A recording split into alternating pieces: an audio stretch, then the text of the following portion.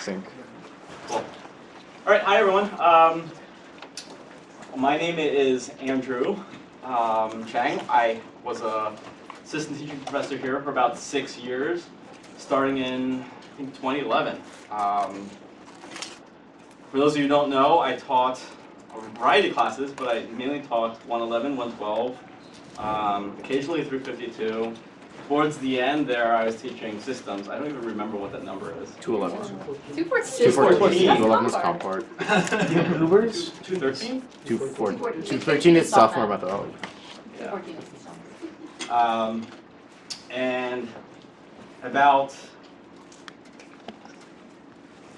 winter of 2017, the end half of winter, like the December-ish of winter, I had an opportunity to start a startup, which is insane, because what do I know about things like that? And Rutgers was kind enough to let me take my sabbatical. And so I took a year sabbatical, I extended it for a year. And then most recently, I had to make the really difficult decision to submit my letter of resignation. It was probably one of the hardest things I've had to do within my lifetime. It was the right thing to do, but it was definitely a difficult thing to have to do. And I'd love to, we could talk about that all night if you want. And that's a brief introduction of me. I'd be happy to answer any questions that any of you have after that. But so yeah, started this company in winter 2018. We'll talk about the details later, but basically it was a whirlwind. We went through Combinator, for those of you who know the accelerator program in the Bay Area, Sam Altman and that gang. And then we raised a seed round shortly thereafter, and then we've been growing ever since. We started with just 2 people. It was me and my co-founder, and now we're up to 14 people. And it's definitely been a really interesting ride. One of those 14 people is this gentleman to my left, named Joe Boyle. He's probably known to a bunch of you. He was a student here at Rutgers, graduated recently. Last year. And came to join us here at Cognition IP full time. And I'll let him sort of talk a little bit about himself, and then we can just kind of relax a little bit, and I'll take any questions that you have. That was most of my talking points. So I work as a software engineer at Cognition IP. I do a lot of back-end stuff and systems work. Oh, this is hello. This is very awkward. Yeah, I was a student here until last year. I graduated. I've worked with a lot of you. There's a lot of familiar faces, which is really exciting. I've been in San Francisco for 6 months now, but I've been working at Cognition for a little over a year. And it's very emotional to come back here because this is a very fun place to be. And it's a very important part of my life and also Andrew's life. And the opportunities it gave us. Without Rutgers, I wouldn't be where I am. At all, because I wouldn't have met Andrew. I wouldn't be here either. Yeah, I guess that's kind of my thing. So yeah, I think the format of this was mostly AMA style, but we could also talk about situations or stories or the company situation or things like that. Yeah, I think topics of discussion are not included. I could give a 112 review if you really wanted to. I don't think it's a good use of my time here. It's early enough in the semester. Really, they can't have too many questions. So I guess we could talk about the transition from academia into, and from both our perspectives, from someone who was teaching to someone who has just come out of school. We can talk about the, just the start process, why Combinator was like, for those of you who are interested in that world. Talk about San Francisco, we can talk about Rutgers, the opportunities here, how we ended up where we ended up, the most important things that we found here at Rutgers and how they prepared us for the world at large. We can talk about really anything you want. That's my goal here. But I think there was one question earlier And I was about to answer it, but I think it's better coming from you. And it was like, how did you end up? Where you ended up like with us here at Cognition IP? Like how I got where I am? Oh boy. Okay. So I had a interesting time finding a job. You spent so much time getting that clip to you. So I was a student who didn't do any internships. I stuck more in like the research realm, which was a blessing and a curse. Blessing because I worked on projects with Andrew, and a curse because it's kind of hard to get out there without some of those experiences. And so I went through interviews, and I got rejected at a lot of really weird places to get rejected from, like Walmart as a software engineer, which like, that was a real low point of like, okay, I'm not good enough for Walmart, which like, I've heard Walmart engineering is really good, but like, I wanted to be able to get into at least Walmart. And then I had a situation with Amazon where I got an offer letter, and then it was Christmas, and then I got an email frantically back the week after Christmas saying, that was a mistake. Don't take that for anything. And I was like, okay, cool, so this really sucks. So at this time, I was also waiting to hear back from Google. I had been flat out rejected by Facebook, so that sucked. It was a really depressing time, which I think a lot of seniors hit, of like, everything's going downhill and I feel like I'm a good engineer, but no one wants me. And so about 2 weeks into January, I got rejected by Google, so more downtime. And then I applied to Cognition IP, and this isn't like the Cognition was my saving grace. Wait a second, hold on. Hang on, let me finish my story. Hold on. You told me you still had an offer outstanding from Google. I did, later. Okay. Okay. We'll talk about this later. Oh my god. So I reached out to Andrew, and I said, hey, I like the idea of Cognition IP. I'd like to talk to you. And then he said, what do you want to do in your life? And I said, anything but web development. And he said, cool, we need web developers. So cool, I'm just going to keep striking out here. And so pretty much within that week, Andrew had set me up with starting to work as a contractor to do some smaller projects at Cognition. And at the same time, Google reached out to me and said, hey, we found your resume. We'd like you to apply for a different team. And so within like a 3-week span, I went from being rejected from everywhere on the planet that I could apply to being in the process with Google and Cognition. I got an offer from both within 2 hours of each other, so that was cool. I got to say no to Google, and that was really fun. So I guess the why.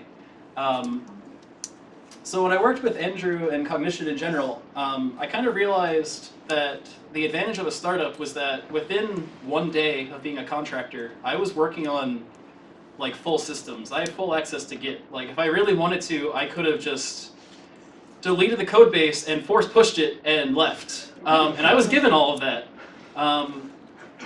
Pretty much as soon as I was given an offer, by that point I already had access to a lot of like AWS systems, and like anytime I wanted something, it was given to me really quickly.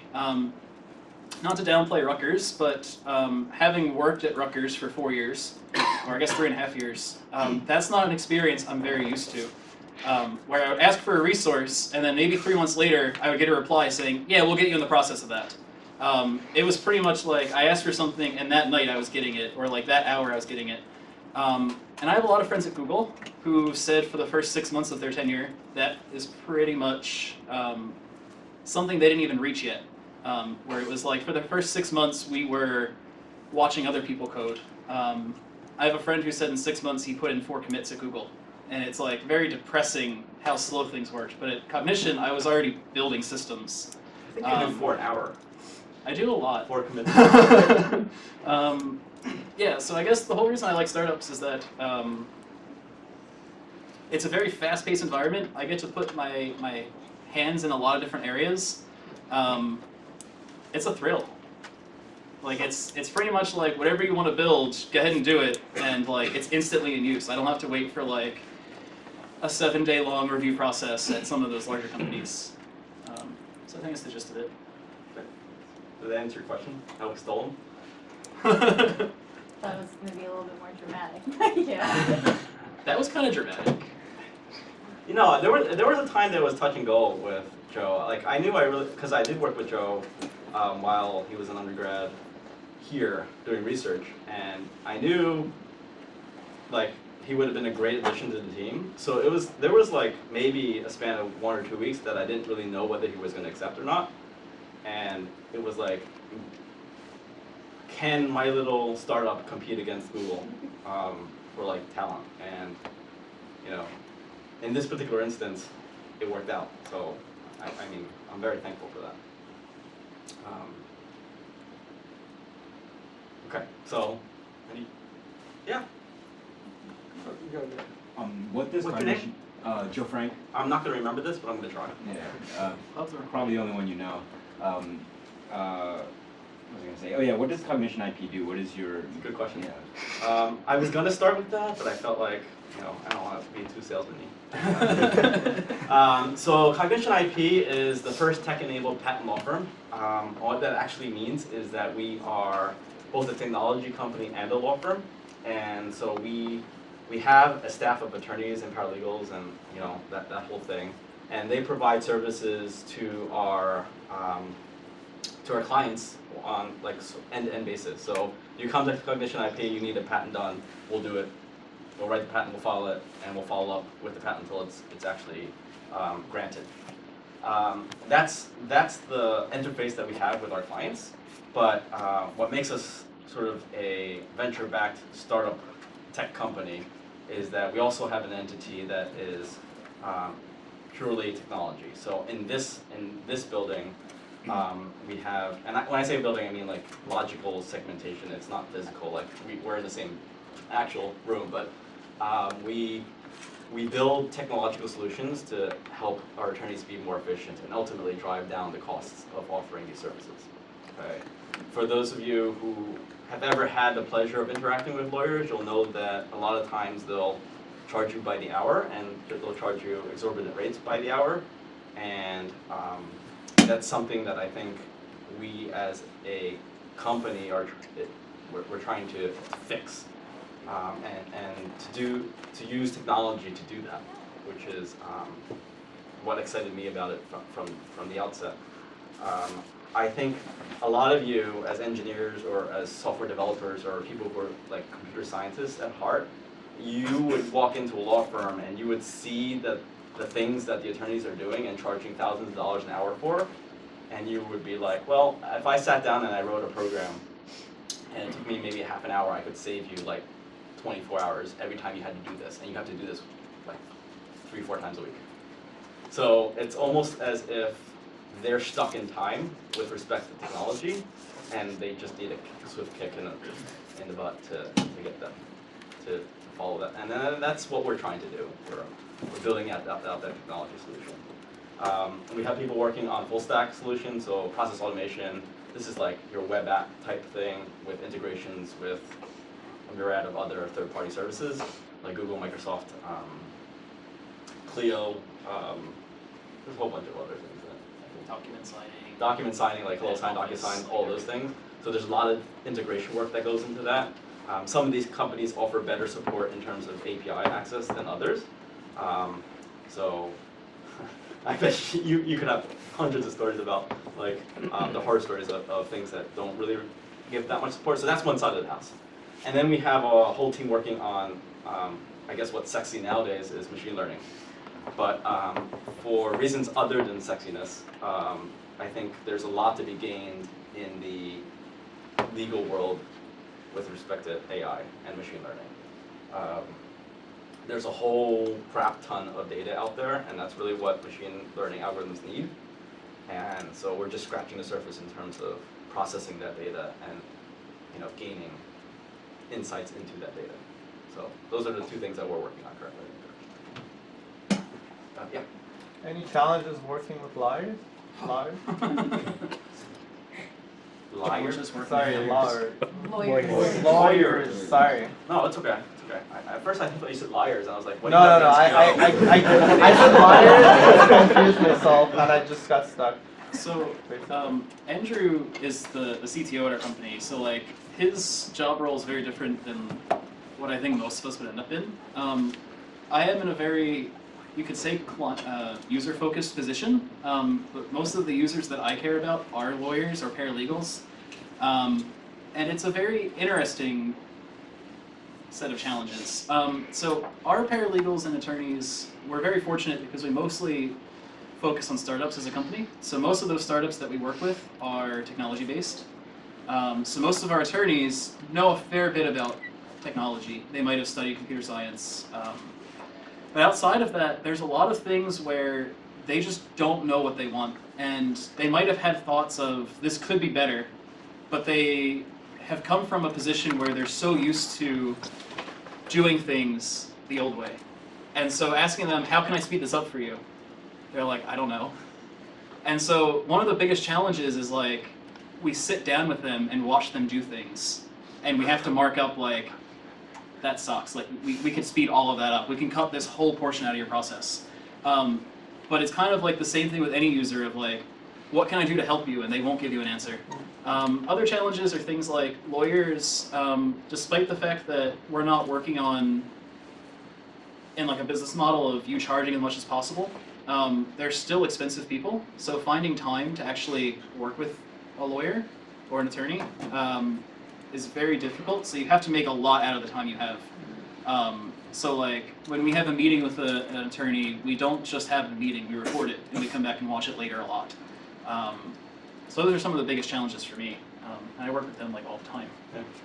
No, I think that brings up a really good point is that, I mean, attorneys are expensive. Even though they're ours, they're expensive, right? It's not that they're charging us, it's just that the time that they're talking to us, they're not doing the work that, that is actually bringing in revenue. So being able to streamline that communication process, I think, is one of the larger challenges that you probably won't find in like maybe a consumer type startup. Yeah.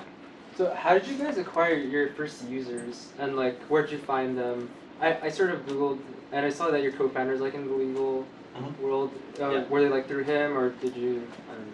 So we were very lucky, and I think that this cannot be understated. Like the startup process is difficult and largely an uphill battle. There's a reason why like 90+% of startups fail, within the first year, and so we were extremely lucky in that we had the support of Y Combinator. I mean, I can't understate that enough. I mean, we definitely worked hard. We worked our asses off. The 3 months during YC, we were like, wake up, walk into our office. So, funny story. In YC, we rented this Palo Alto house. Have you guys watched Silicon Valley at all? So I had to stop watching it because it was a little too close to home. It's just like the characters, the way they've written that show, speaks volumes to me in ways that I think if you're not in this world, you just don't really understand. But anyway, that house is just like exactly the house that we had. We had one room that was in between my room and my co-founder's room. We would wake up, we'd walk, we would, brush our teeth and obviously, and then we would walk into that room, we would sit down, and there's where we were for the next 14 hours. But so yeah, it was a lot of work, right? But to answer your question, what made it a whole lot easier was having a support system behind us of other founders who are also in similar positions, and also the ecosystem of all the YC companies that have come before us. And so the way we got up and off the ground was our first few clients were YC clients. And to this day, we continue to have a lot of YC clients because word of mouth and all that stuff. But I think without that ecosystem, it would have been difficult, I think, to get our clients. We just had a party towards the end of last year. For those of you who did watch Silicon Valley, it was nothing like that party. You remember that episode with the togas and Kid Rock? But it was sort of a fun party where we celebrated our 150th client. So within a year and a half, we had attained 150 clients, which was probably not going to be possible in that time frame if we didn't have that support. Cool. Cool. Yes. So where did you get the idea to like start this particular type of company? So the idea, again, I was just in my life. I don't know. Like, I am so lucky. Like, in my life, I've just been in the right place at the right time for a lot of the things that have allowed me to, grow as a person. And so, the original idea was my co-founder's. Like, he went to Harvard Law School and then worked at a big law firm and then just said, this sucks. There's better ways to do this, right? And so I knew him from law school. Like, okay, what's up? I didn't go to law school. I just pretend that I did. I just pretended I went to law school because my wife went to law school, and at the time we were dating, and it was long distance, and I was traveling between Rutgers and Cambridge every other weekend, and I would stay on that Monday because I didn't have to teach, and I would just go to law classes, and I feel like I just snuck in. But anyway, that's neither here nor there. That's where I met my co-founder, and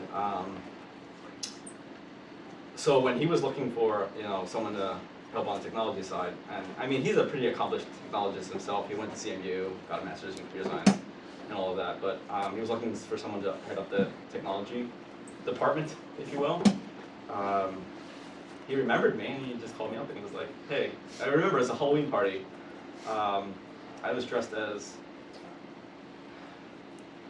I had one of those inflatable costumes, and it was like just really, really large inflatable costume. What? T-Rex? I wish. I wasn't rich enough.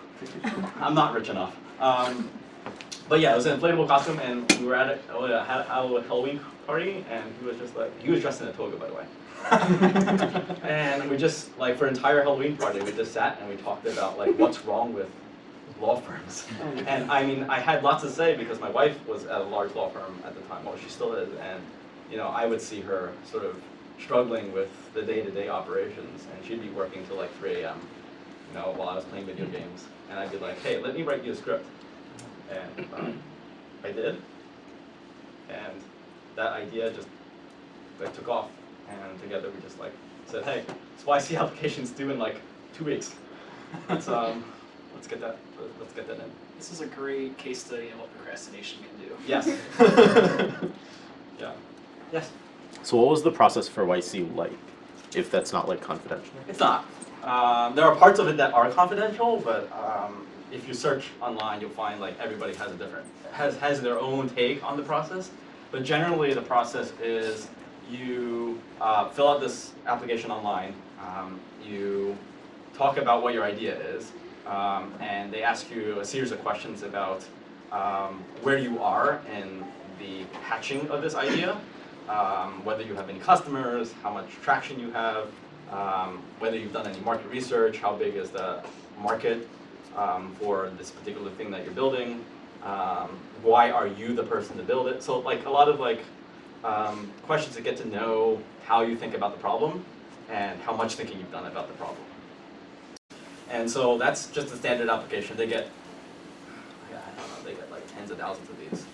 And these poor YC partners, they sift through all of these, and they pick a few that they will actually hold a interview with. So they will fly you out to Mountain View, and at the time, I mean, still to this day, it seems pretty extravagant, right? Like, they are flying us out, 2 people out. The interview is, get this, 10 minutes on one day, right? And so they fly you out, you go there, you wring your hands for like a couple hours while they wait to call your name. You go into the room, you talk to this panel of partners at YC. They quick fire questions at you. In 10 minutes, you have to get across your entire idea, how you're going to execute, and how you're going to deal with challenges. And within that day, they will either email you or they will call you. No one wants to get an email. So Our process was exactly that.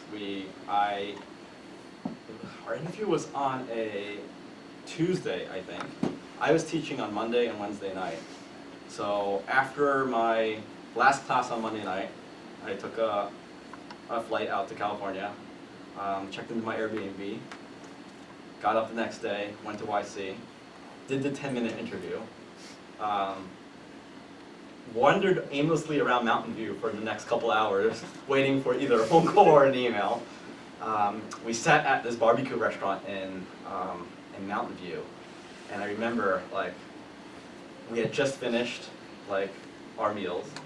My co-founder gets a phone call. He doesn't say anything to anyone at the table. He just ups and leaves. And I'm sitting there with one of our other friends, and I'm just like, I wonder what that was about. 30 seconds later, I'm up and I'm out the door, and I can't find him. He has like disappeared. He walked down the street, and he came back, and he said, well, we got a phone call from YC. And I was like, what did they say? He's like, well, I really couldn't hear them. So we were operating under the assumption that everyone else on the internet was correct, that if you got a phone call, you got in, and if you got an email, you didn't get in. So we celebrated. We celebrated that point. And then I got on a plane, red eye, back to New Jersey, and taught. I slept in my office. So now I have a couch in my office. I slept in my office, and then I taught that next day. That was the process, more or less in a nutshell. Yes? So as the CTO of a tech company, since you're in this really like beginning stage, I'm curious as to how you handle the technologies you work with and what you choose for ease of use and sexiness and how modern it is versus how stable, and also the balance you choose to strike between just like slapping together a product that makes revenue versus something that's not going to make your future engineers want to murder you in your bed. I have nightmares about that last part. I think all early stage companies have that issue. I think that's one of the pros of working at a startup is you get something from the ground up. You're not entering into a organization that has hundreds of thousands of lines of code that you're attempting to then modify in some way to do, this little thing. You are actually building the core functionality of this product that all of your users from this day on will have to deal with, and also all of your future engineers. With regard to tech stack, okay, so here's the honest answer. Being in academia for as long as I have been in, you sort of lose track of what is happening out in the outside world. And I'm sure a lot of you who have had experiences in internships and have been through the Rutgers program, that you see the disparity, right? And so it was up to me to basically read up a whole bunch of Medium posts about what technology is out there now, what people are using, and what the pros and cons of each one are. And that's the way I approach the tech stack. So when I first started, it was just me, and in YC, it was just me coding. We didn't have funds for an engineer. It was just me 14 hours a day plugging at code. And you know where my engineering experience came from? It came from like the early 2000s. So what did I write in? I wrote in PHP, don't cringe. So that lasted about 3 months. So what we did there was we got an MVP, and or minimum viable product, for those of you who are not familiar with the tech world speak, which I'm still getting the hang of. So the MVP was the thing that you go around to your initial clients and your initial customers and even your initial investors, and you're like, this is what we got done in the last 3 months, look at it. It works, it functions, we're using it now, it does its job, and we're able to bring in revenue, and we're able to bring in clients, and we're able to bring in some degree of success for the company. If you give us money, we can make this a whole lot better, right? And so after we got our funding round, and we were funded, and we hired our first engineer, then we took a step back and we're like, well, is PHP really the thing that we want to be using here? And not to say that it's not the right tool in some cases, it just wasn't for us and for a lot of reasons. And so I think one of the main reasons is over the course of the last 2 years, the hardest part of my job as a CTO has been hiring. By far, hiring. Finding the people who, A, want to come work at your dingy startup, right, and are willing to take the risk associated with that, are willing to put in the work required to get your product to like a polished endpoint, are willing to put up with the uncertainty of your user base and whether this feature is actually going to be useful to the end user and dealing with that testing. And so hiring, if hiring was our biggest challenge, then finding a technology stack that would appeal to the largest number of applicants would probably behoove us. So we went with a mean stack. For those of you who are unfamiliar, it's Mongo, Express, Angular, Node, and Angular being the front end framework. If I had to go back, I might have chosen like React, but at the time, given the things that I read and the support behind Angular, it seemed like the right decision to make. Now it seems like a lot more people enjoy React, and so it's easier to hire for React. But it doesn't really matter. Like it's a tool, it's a framework, it's TypeScript, JavaScript. If you know how to do one, you can do the other. So that was one of our considerations. The other consideration was scalability. Like we decided on something like mean or MERN if you use React, simply because you could seamlessly go from back end to front end in TypeScript. Like you don't have to do a context switch if you want to do something on the front end, because it's already in the same language as the back end. And I think that was very, very useful for us. In terms of the database backend, I chose it mainly because of its agility and its amorphous properties. I come from a traditional relational database world where everything about ACID and the properties of foreign keys and optimizing that whole world. But our product was in constant flux, and changing schemas midstream seemed like if I had to do that 3 times a day, that's probably not the right thing to do. So we're stuck with Mongo. It's worked pretty well for us. I think both of us are relational database people, and so sometimes we'll look at this and say, why Mongo? Why? That's kind of like, I think one of the other things at like a smaller startup is that we're not entirely confined. So I think most of us on the team now don't necessarily like Mongo. And we've been talking for a couple months about like, what would a transition away from Mongo look like? And I think at some places that are more set in stone, that's not a discussion you have. It's you're using Mongo. Same thing with Angular versus React. Another advantage of a startup, especially the one that we have, is half of my day I'm not even in the mean stack. I'm programming in Java or C, or I have one PHP application because I do. I Intel. Or I'm working in Bash scripts or Python. I do a lot of Python, which like I never would have imagined. So I guess the upside is a lot of the features you get ownership of. So it's here's what we want you to do, and it's not necessarily here's the exact tools I need you to build it with. It's as long as it connects with everything else and nobody's going to hate this, you have some free reign. And there's still a dance there. Like Yeah.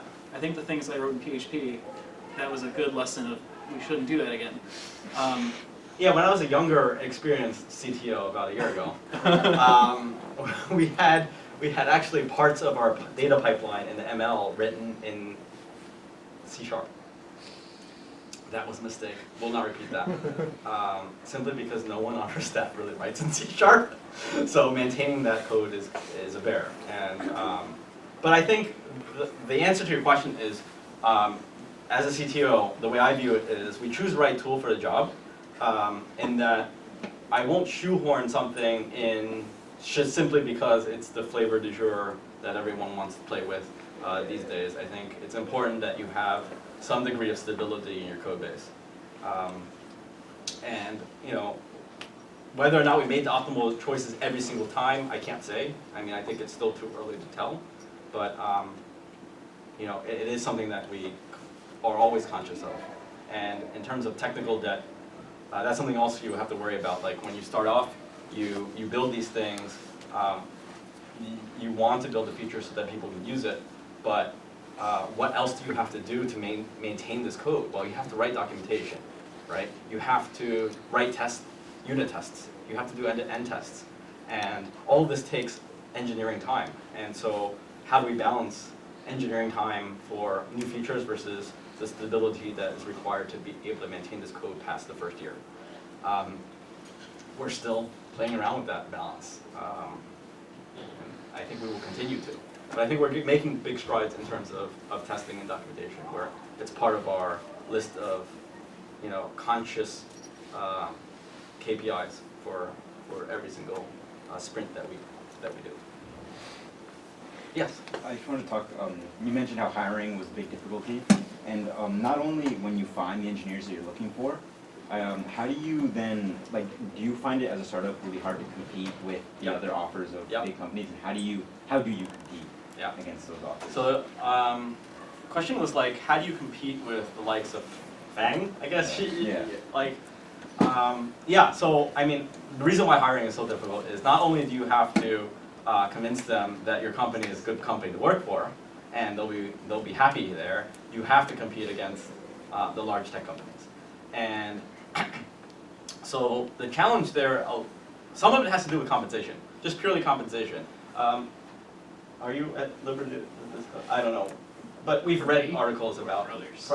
Like, Yeah, I mean, we're talking about like for entry level, just on stock options. Just yeah, like if you go to a thing, like Google's going to give you $30,000 to $70,000 over in your vesting schedule, and like we don't have that. Or if you go to Amazon, they're going to say like, yeah, here's your base pay, and here's your stock options in RSUs. That's far greater than that, and like the majority of your total compensation is going to be those stocks. right. Yeah, it's hard to compete with. There's like a big stigma in CS, especially right now, that like Fang is the place to be. And I think I was in the same boat. Like until I contracted at Cognition, I don't think I would have chosen them if I didn't have that period before. Because like, it sounds really stupid, but like, have any of you seen Gilmore Girls? Okay, Yes. so there's an episode, actually not an episode, like the whole first half, Rory really wants to go to Harvard, right? And then she gets that offer from Yale, and then she's like, ooh, I went there. And it like wasn't expected at all until she went and got a taste of it. And that's kind of how I think it is at startups, where like, at the outset it's like, of course I'm going to choose Harvard. But then once you realize like, Yale's pretty nice, it's really easy to go into that route, but like, if you've never done it, it's really hard to convince somebody to. Yeah, and I think that's also why you see a lot of startups relocate to the Bay Area. The talent pool there is just, it's, number one, there's a huge talent pool. Number two, they're all used to startups. Like, it's part of the ecosystem. So it's not uncommon to find really great engineers who don't want to work at, you know, because they enjoy having ownership. They enjoy the beginning to end. They enjoy the volatility, the challenge of the day-to-day. And, you know, I've interviewed a bunch of them, and, you know, they're like starved for life. They enjoy that type of life. And, you know, Google, Facebook, they would have been cool, you know, 5-10 years ago when they were just first starting out, but now they've sort of lost their luster. And I think that is what we're those are the people we're trying to find, right? The people who are like lifers in the startup world and enjoy that life. Because that is something we can offer them that the big companies can't. But you're right, I think it is a huge challenge to get people, just like regular people who are out of school, who want, you know, or see the shiny, you know, Google offer in front of them. It's going to be difficult. Yeah. What was the best piece of advice you received at YC that you implemented in Cognition and that like brought a lot of results? So this is not a secret, but one of the things that YC harps on a lot, and if you've gone to their startup school, which is a free program, if any of you are entrepreneurs or are thinking about doing it, now's the time, guys. Like now, when you're young, right, and you haven't gotten a taste of what it's like to have money yet. As college students. As college students, now's the time, because then you could just like seamlessly get into the startup world, and it'd be just like you never left college. You'd still be eating ramen 3 meals a day. But anyway, one of the things that they say is you need to talk to your customers, and whoever your customers are, you need to talk to them. And the reason why is the biggest mistake that you can make is to spend 3 months, 6 months building a product that nobody's going to use. Even if you think it's the best thing in the world. Even if you think it's going to solve the world's problems. If you don't talk to the people who are actually going to buy it, who are going to use it every day, no one's going, like, you're doing nothing, basically, because this product is never going to take off. People are never going to use it. And so we spent a good portion of the beginning of the 3 month at YC just talking to other YC companies, seeing what their needs were, seeing what their pain points were, finding out what makes them as a company need our services, and why the status quo, like the law firms that already exist, why they're not fitting that void. And that's probably the best thing you can do if you're just first starting out.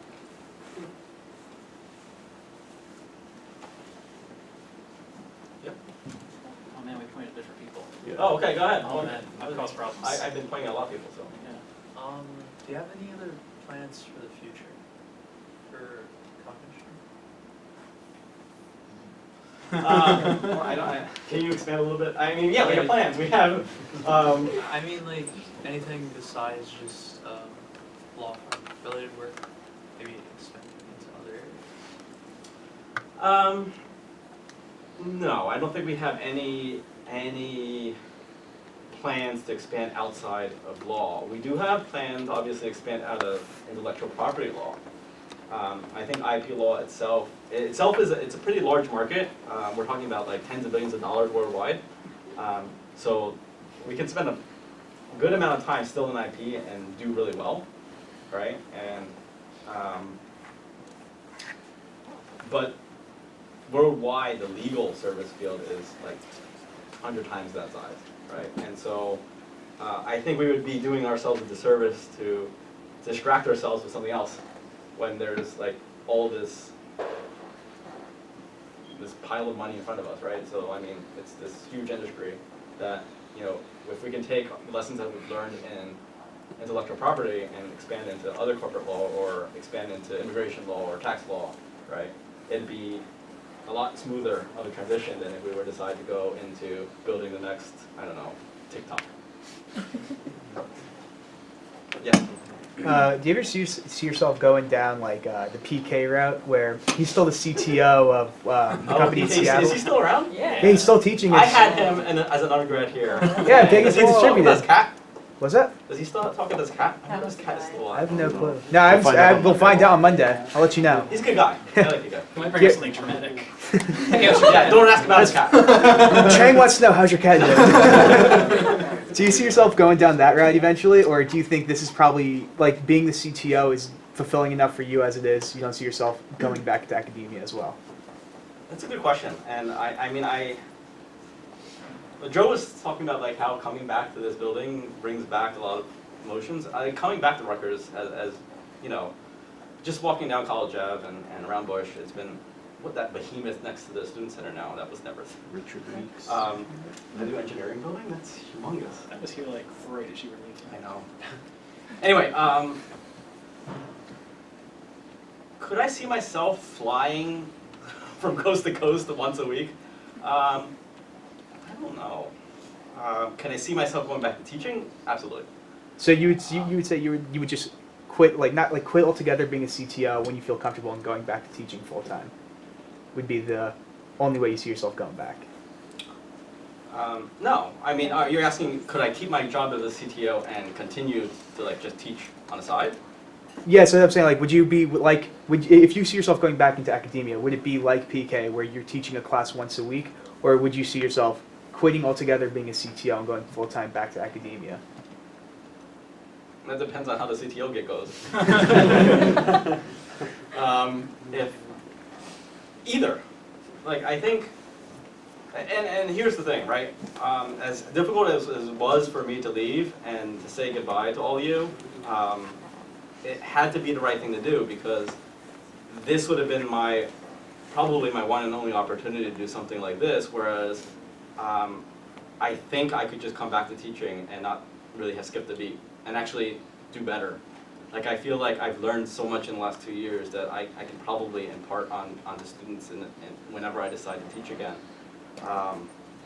Just talking about like in 111, like I tell you like this is how you do things and this is what loop is, but like I don't know, I have a different perspective on it now. Like what are the important things that you want to learn about when you're in school? And not ragging on the curriculum at all, I think there are valid criticisms to, you know, undergraduate curriculums around the country. And I'm not exactly confident that changing them to, you know, teach the flavor of the day technology or do this newfangled thing that's all the rage in startups is the right thing to do. That's not what I'm saying. I'm just saying that having a perspective of, you know, what employers want, and as being an employer now, knowing like what you're looking for in students, I think it puts me in a better position even to like advise students and, you know, come up with curricula that actually, you know, makes sense in the grand scheme of things. So I think coming back to teaching is definitely probably some part of my future. Like I can't see it not being. It might be when I'm like 60 and ready to like, you know, just do the things I love doing in life. But yeah, I mean, I think it's always been something that I've been passionate about. So I don't see, you know, barring any disaster, I don't see why it wouldn't, if they're given the opportunity. Yes. So kind of like a follow-up on the future question, but so you talked about how you want to expand into other areas of law. What do you think about, what are your thoughts on like acquisition in terms of startups in general and for Cognition IP? Us being acquired or us acquiring something Both. else? Okay.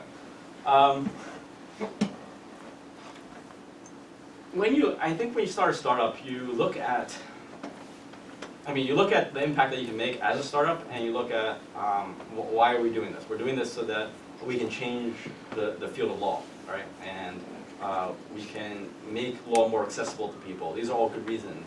But ultimately, what has given us this opportunity is the investors who believed in us and who gave us the initial seed round and gave us, you know, millions of dollars and believed in what we were doing. Well, what do they want out of this? They want some return on their investment. And so I think in terms of acquisition, it's a perfectly reasonable exit opportunity. If there is a company or a firm willing to acquire us, or if there's another firm that we're willing to acquire, I don't see anything that's necessarily wrong about that. Was that your question? Like, Kind of like, do you want this to like be like your dream project, and do you want to like make this like a big thing, yes. or is I think we want to make this a big thing. Like, I don't think anyone. I don't want to speak for other people. I don't think anyone gets into this saying, "Oh, well, let's just, you know, do what we can and get out." Like, I think people want to make an impact, and people want to make a lasting impression on the world at large. And I think, you know, an acquisition can be that way. Like Cruise got acquired by GM, $1 billion, right? I mean, not that money's everything, but that's saying something about the value of what you've built, right? Twitch got acquired by Amazon, 900 million and change. Might be $1 billion, I don't really know. But, you know, there's nothing I don't think dirty about acquisition by itself. I think it's just another path that you can take. IPO being the other one, right? And everything in between. Yeah? You mentioned that sometimes when you, I think Joe mentioned this, mentioned that when he was talking with customers, sometimes customers wouldn't know what they wanted. So how did you sort of do that interaction with your customers and finding out what they wanted while also them not knowing what they wanted and also selling your product to them? Yeah, it's a good question. So, question is like, if customers don't know what they want, how are you able to communicate with them and get at what they want? And I think I've been talking a lot. So Joe, like when you talk to the attorneys and paralegals, how are you able to do that? Yeah, so I think there's two things. I guess the big thing is like our customers are not the people I interact with exactly. I think most of our customers being startups kind of leads into like they probably care a little bit about how we do things, but at the end of the day, they either want it faster, better, or cheaper. So like those are the big selling points. And so the stuff that we work on the tech side is mostly for the law firm. Like we're supporting the law firm, and the law firm has their clients. So I think of our clients as our lawyers. Yeah. So like in my book, my users or my customers are the attorneys. Can you repeat your question one more time? So how did you kind of get the attorneys who didn't know what they wanted to talk with you and sort of give you an idea of what to make and also to get them to want what you make? Okay, so some of it comes down from they will say, hey, there's this cool feature, do you think there's anything you can do with it? Whether it's like, this system we noticed like, you can do this one thing with it that saves me time, but like, it needs some tweaking. And then we take that and think, how could we put that into a workflow that would automatically save you time without you having to do your process? For example, you could imagine like, if you're a lawyer, you can say like, I have this template that I always fill out. And this template's really nice because the alternative is me writing it from scratch every time. And then it's kind of our job to look at that and say, here's a tool that they said is useful, now how can I make it more useful? And then it's like, we could take the data and put it in that template for them, instead of them going to another system and doing both. So a lot of it is like, you have to learn how to read between the lines. They kind of know like, here are the tools that I have available to me, and that's about the end of the conversation. And then you have to take that and say, here's an idea that might help you, and then if you show that to them, they might say, I don't know, I have to see it first. So then you build a prototype, and then they use it, and then they're like, wow, that saved me time. It's kind of a juggling act, and you kind of get better at it the more you go. Sometimes you just have to pull up those old experiences you have of like, I know I used to have problems like this. Like, we've all built systems to save us time on our small remedial things. And it's like, so how can I take those lessons and apply them? But yeah, like the old wisdom is your customers will never know what you want, and by the time you build it, it's too late. So you kind of have to like be a step ahead of the curve before they say, hey, I really want this. Like you already have to have it to them.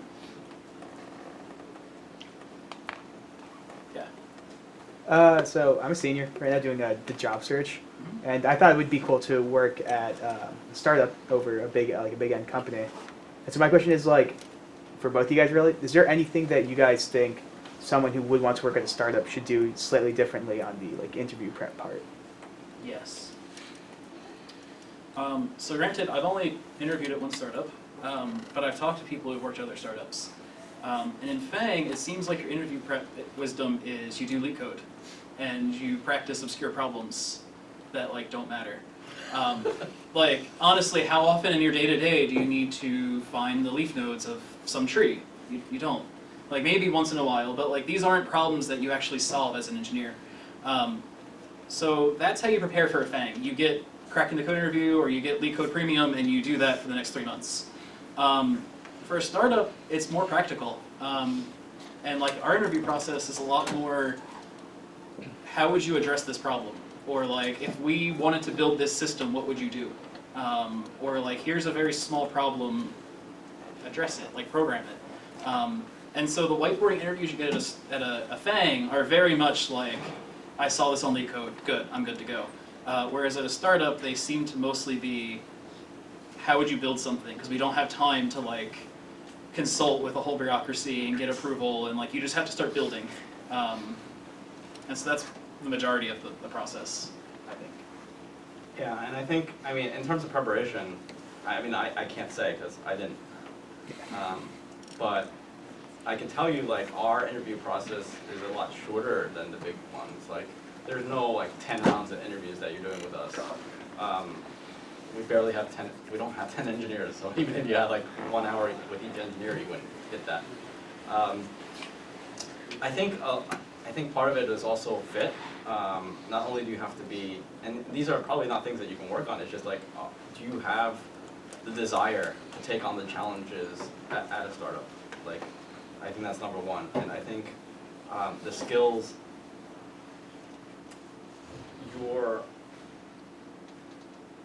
to add on to what Joe was saying, I think it's not, you shouldn't be looking at individual, like, problems to solve. I think what would be a better thing is if you had a GitHub repository of private projects, not your 112, like, let's, like tree project. Is that still the thing?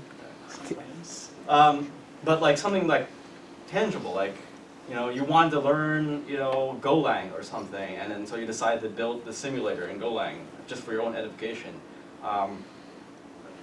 I think that goes a long way to show, like, the people that you're self-driven, you're able to put together a working set of code. Like, more than anything that an interview would tell me, if I look at your GitHub repository and see that you've been contributing code to this project, and I look at the project and, you know, it's a reasonable project, I think that's a really high signal that you're somebody that a startup would want.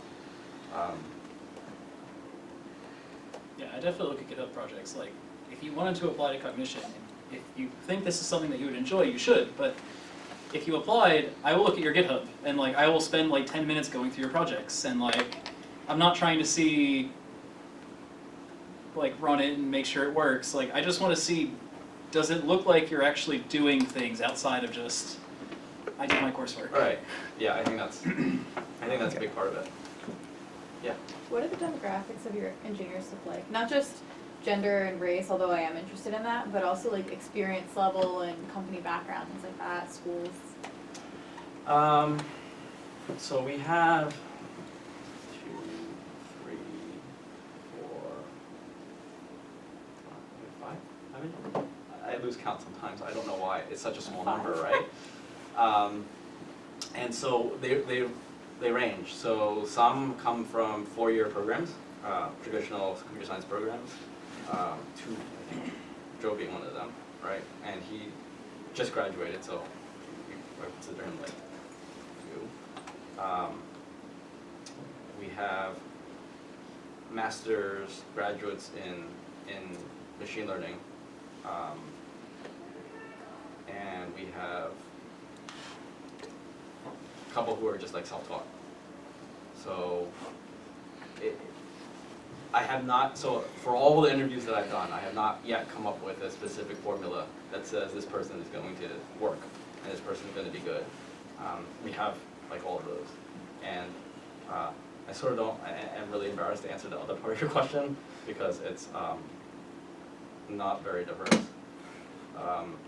gender or ethnicity wise. So, but that's I think that is a challenge for everyone. And you know, if you're Google and you're Facebook, you have a whole department contributed to inclusion, and you don't have to fight to. I mean, you do have to fight, but you don't have to fight them. Like I have to fight Facebook, Google, and Apple for, you know, all the talented engineers that exist in the world, including the really tiny percentages of underrepresented minorities, right? And at this point, for better or worse, at the stage of company that we are, we need to find just qualified people. Like, we need people who are good at what they do. And, I mean, you know, like, my entire research project here was, like, inclusion and diversity in computer science, and it's something that's really important to me. And I try my hardest, but it's not easy.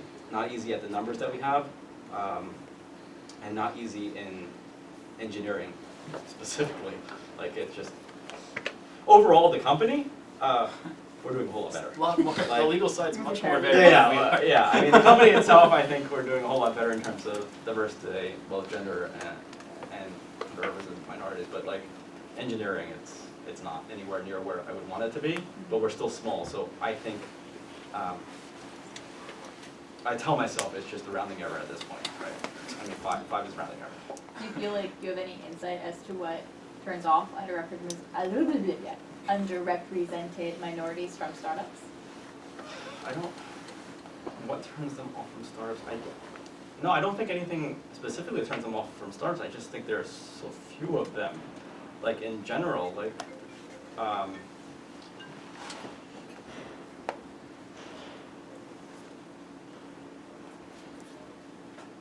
yeah. I mean, I'm not an expert in this. I could hazard some guesses, but they would not be. Could be guesses. They would be absolute guesses. And here's what I will say, right? So working at a startup requires a certain degree of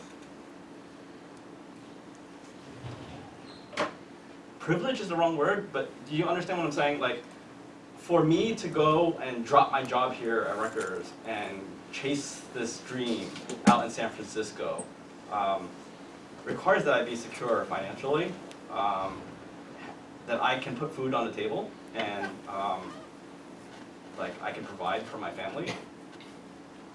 And you know, that's not always possible for everyone, and I think that may have something to do with it. Yeah. So you mentioned before like the challenges for working for a startup. Can you actually like mention some of the challenges and like the hardships? What would turn people off from Sure. outside and- So should we hand out the application for work first? No, I mean, there are challenges everywhere, right? Like, but I think there are specific challenges in startups. One being you never know what's the next thing you're going to have to work on. Like the roadmap, while we have one laid out, like any good engineering department will have, like here's what our 1 month goal or 3 month goal or 6 month goal or 1 year goal, right? There's a lot of volatility in that, and it depends on what the company needs are, what our clients need. You know, we're still figuring things out. Like when you're a startup, like nothing is done for you, and everything has to be done from scratch. So you can, you know, sit on the shoulders of giants to a certain extent, but you have to do a lot of the work yourself. And so having that uncertainty in terms of what you're working on day to day can be either a good thing or a bad thing depending on your personality. So that's one challenge. I think the other challenge being the inherent risk in startups. Like I'm not going to stand up here and lie to you. Like startups are inherently risky by necessarily. Like there's so many of them, and you know there are lots of good ideas out there, and not everyone can, you know, succeed. And so, are you comfortable with the idea that the place that you end up working at, is it going to be around in a year? Is it going to be around 5 years? Is it going to be around 10 years? I think that's also something that a lot of people think about when deciding whether or not this is right for them. So the risk profile is another thing. Compensation is another thing. That's a challenge, right? So I think if you were to work at a startup and an early stage startup, right? Seed funding or below, like Series A or below, and they were to offer you or match what one of the big guys were offering you in terms of equity and salary, I think you should probably seriously consider if that's the right thing to do. And simply because when you're the size of us, you can't spend that much money on an engineer. Like, and so if they're willing to give it to you, then maybe you should question whether or not their plan is well laid out. Like, and ask questions, right? What is your runway? Like, how long do you have money for? Like, how much money do you have in the bank? How many people do you have? How many do you be able to pay? And how long can you pay them for?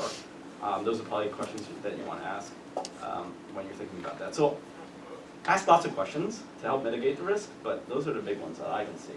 Do you have any others? I have not a lot, but to add on to some things. So for point number 2, it's risky. I think we're very blessed in this industry that if Cognition closed up tonight before I go back next week, I'm fairly lucky in that I could probably find another job in San Francisco as a software engineer, especially a lot of you who are looking for a job right now might be saying it's very hard to get a job. And your first job is very hard to get. But like, if you look at most people's application to like offer ratios after that first job, the second one and onward are so much easier. So like, it's risky. The company could close tomorrow, which it won't close tomorrow. But like, if it did, I'm not worried that like I'm gonna be homeless. Like I know I'll be able to find something else. For more engineering style challenges, there's a lot.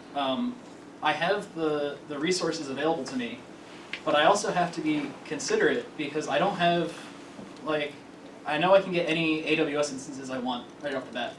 But I also know that if I tried doing something that incurred $1 million in costs, Google could swallow that. If you work at Google, you use GCP for some things. They don't use it for everything. But if you did, you could use those flashy, brand new TPUs. I have a friend there, and he said he has a cluster of 64 TPUs. They're like many dollars an hour each. And they just run those all the time per employee. If you have Google's bottom line, that's fine. At our size, we don't have that. So you have to be a little bit more conscious about what you're doing. One of the other challenges is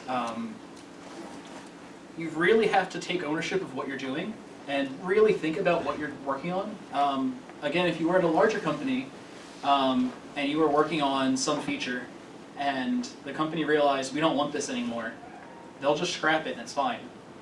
But at a startup, if I've spent 6 months working on something and we decide like this isn't what our customers want, or it's not going to help us, or we don't want this at all, that's 6 months of engineer time, and that's something we can't afford to do. So you have to like be a lot more on top of like what is this, what's its end state going to be, and things like that. And finally, just engineering size. Like I'm out for the end of this week. But like, if I'm constantly out, that puts a strain on the engineering team. Whereas at a very large company, so what? But for a very small company, you have to be conscious of like who else you're working with and what it might do for their productivity, or their deliverables. So those are like my 3 biggest challenges. I hadn't thought about the size thing. Yeah, I mean, when you're on the size of a team of 5 versus like 20, it's a lot different, right? You can probably, if you lay low and not do anything, it'll take a long time to catch up to you. At a startup, it'll catch up to you immediately.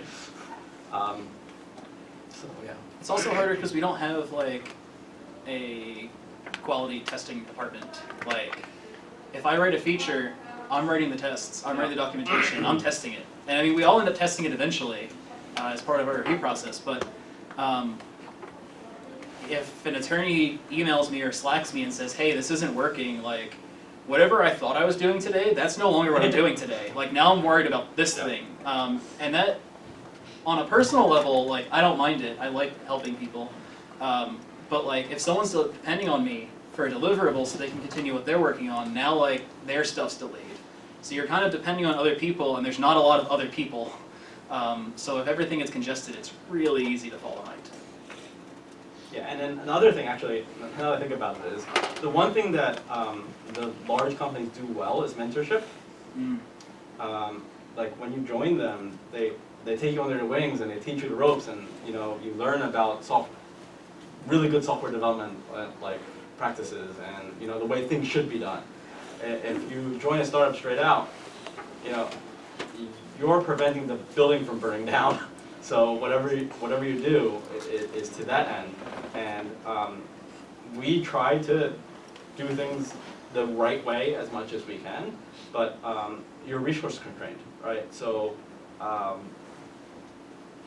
you're probably going to be dumped into the deep end faster than if you had gone to a larger company.